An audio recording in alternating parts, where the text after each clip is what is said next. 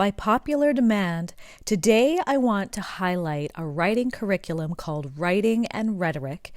It is by Classical Academic Press, and I'm going to do a flip through as well as talk about what the curriculum is all about in today's video. So if you're interested in writing for your students grades 3 and 4 and up, because they provide writing curriculum for grades all the way up to high school, stick around and I'm going to show you what this is all about. Writing and Rhetoric is published by Classical Academic Press, and it was written by Paul Kortepeter. It is a creative writing approach to the classical program called Progymnasmata, which is an ancient form of writing, how it was taught to the Greeks. Now, this is the teacher's guide here, and it is the identical copy to the student manual, except that it has all of the scripted details for the teacher to provide for their student. So you can follow along in the teacher's guide while the student will work in their student manual. Now, this first book is Fable, Book 1, and it's meant for starting at grades 3 to 4, but you could start a little higher. And the books go all the way up. You can see the bottom is the foundation, and then it goes higher and higher levels up until high school, which you could really take it up to grade 12. But here it says up to grades 8 and 9. As I open the book, Writing with Rhetoric, this is the teacher's edition. So here's the table of contents, and you can see here that in Lesson 1 and Lesson 2, they're going to be introducing fables. In Lesson 3, they'll be talking about anthropomorphism. Lesson 4, summaries. Lesson 5, amplification. More examples of amplification and summaries. In Lesson 8, they'll be talking about the main idea and choosing a fitting moral, summaries, adding to fables, following an outline, and then writing their own fables, Part 1 and Part 2, and then changing the point of view. So they're learning about different techniques of writing by studying fables.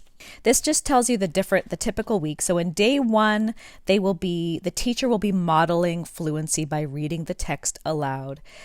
Students will then reread it on their own. If you have a group of students, they show you different types of activities you can do. In day 2, the students will work through the text through different writing exercises and assignments.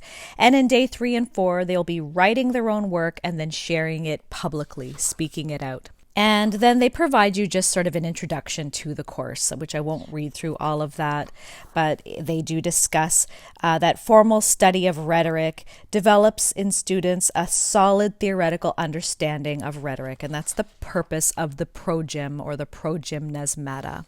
So they go through all of the formative steps.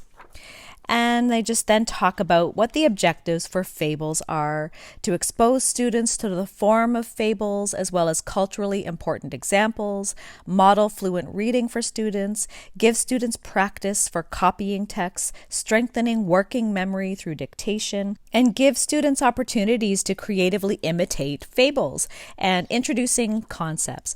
So here in Lesson 1, you'll see this gray box, and this box are for tips for the teachers that would not be in the student manual.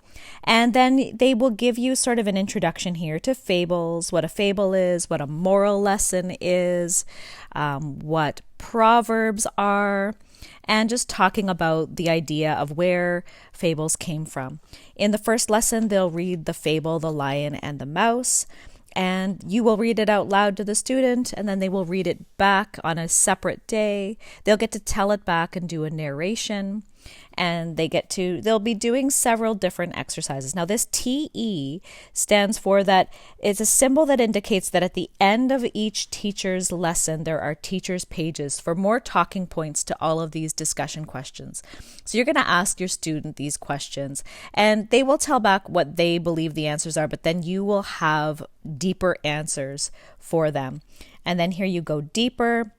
You'll talk about different things like vocabulary, different writing tools and things, techniques, what the proverbs, the meaning of the story might be, and then, different really grammar, vocabulary type things that are tools in writing. And they give you lots of tips and resources to kind of help you guide your student in finding the right answers. as you can see here. So they'll have like the sample answer. This is what you'd expect your student to give back to you. And then copy work and dictation to model what a good sentence structure would look like. These are all notes and so forth. So you see here, there's the instructors, things that you can discuss with your students. And here is a sentence play. So you're going to be working at changing. What if you heard the lion laughing instead of roaring? What would you think that might mean? And things like that. So inferring things from the writing. And then rewriting the story, changing it from a different perspective. What if the mouse was instead the strong character instead of the lion? And they give pages like this with lined pages for your student in their workbook. But of course, this book just mirrors what the student's workbook would look like. And on the left there are the teacher's points, the talking points for you to go through with your student in answering all those questions that you'll ask them. So they just give you a deeper understanding for yourself, because sometimes we can't always come up with the right answers. So this gives us all the right answers here. And then just to show you what another lesson will look like, they really all follow the same pattern. This is lesson 2. The gray box above is just, again, some tips for the teachers. And here they're talking about master storytellers. Why would we need to be good storytellers, and what's the importance of being able to tell good stories? And then it just talks about how, pastors, priests, presidents, scientists, teachers, camp counselors, and parents all need to be good storytellers, that children learn a lot from listening to stories, and we enjoy storytelling all throughout history. It then just talks about how knowing great vocabulary is helpful in our storytelling, and that it's important to be able to know how to use different words to make the story more meaningful and interesting. And then in this lesson, they're going to talk about amplification and summary, and they're going to use that through the story of the 3 young bulls. So in this lesson, they will talk about the 3 young bulls as the fable. They talk about this vocabulary word relish, and they'll want you to use that in some of your writing in this lesson. But in this lesson about amplification and summary, so you're going to narrate back. There's always narrating involved. So these are the talking points that you will talk about again. So you're going to ask these questions, and at the back there will be deeper answers for you to provide for your student. And again, there's always understanding what the moral of the story is. But in this book, this lesson, they're specifically going to be looking at what is the main important theme of this fable. What one line from the fable really expresses the main point? And could you just tell this story by giving 1 or 2 lines alone? And that's what over here on the right I'll show you. So this is sentence play. Sentence play is, kind of changing the phrase licks his chops. What do you think it means in the story? And what other phrases could you use to express that same thought, that same idea? And then they're going to go through this exercise where you're going to cross out all unimportant lines and highlight what is the most important. And then in amplification, you're actually making the story longer by being even more expressive, adding more details and things like that. So they're going to do that through another story called The Hunter and the Doves, and they're going to amplify it to make it even longer and more interesting. These are the talking points. So that is really what a lesson looks like. There are 14 lessons.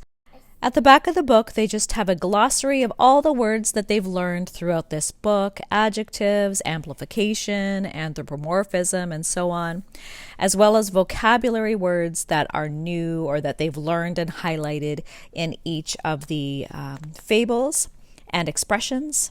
And then they provide you a rubric at the end of the book, which I really like, because sometimes we're not sure how to mark our children's work. And so this shows us how we can mark each aspect and what we should be looking for a good piece of work, written work. If you flip over the back of the book, you'll see the next book is Narrative 1. And then this is the student's book, and I just wanted to quickly show you that it's identical to the teacher's edition, minus all the teacher's notes. But that's all I have for you. Thank you so much for watching. I'll see you in the next one.